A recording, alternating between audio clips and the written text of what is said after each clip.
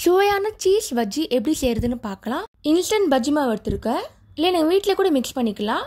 அதுக்கு அரிசி மாவு, கடலை மாவு, உப்பு, பெருங்காயம், தண்ணி எல்லாத்தையும் போட்டு மிக்ஸ் பண்ணால் போதும். நல்லா மிக்ஸ் பண்ணுங்க. கட்டி இல்லாமல் இருக்கணும்.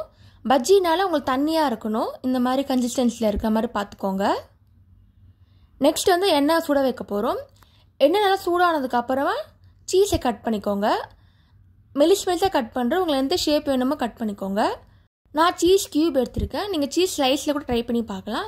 இந்த மாதிரி சின்ன சின்னதாக கட் பண்ணிக்கோங்க. இப்போ பஜ்ஜி மாவில் டிப் பண்ணிட்டு நல்லா கோட்டிங் வர மாதிரி பார்த்துக்கோங்க. இப்போ சூடான எண்ணெய் பொரிச்சு எடுத்தால் போதும். 2 பக்கம் திருப்பி போடுங்க. அப்போ தான் நல்லா வேகும். ரொம்ப சுட வைக்காதீங்க. டக்குன்னு எடுத்துருங்க. சுவையான சீஸ் பஜ்ஜி தயாராகிடுச்சு. நீங்கள் ட்ரை பண்ணி பார்த்துட்டு எப்படி இருக்குன்னு சொல்லுங்கள். சீஸ் பஜ்ஜி மாதிரி மாங்காய் பஜ்ஜி, சாக்லேட் பஜ்ஜி கூட பண்ணியிருக்கேன். அதையும் செக் பண்ணி பாருங்கள். தேங்க்ஸ் ஃபார் வாட்சிங். லைக் பண்ணுங்கள், ஷேர் பண்ணுங்கள், சப்ஸ்கிரைப் பண்ணுங்கள்.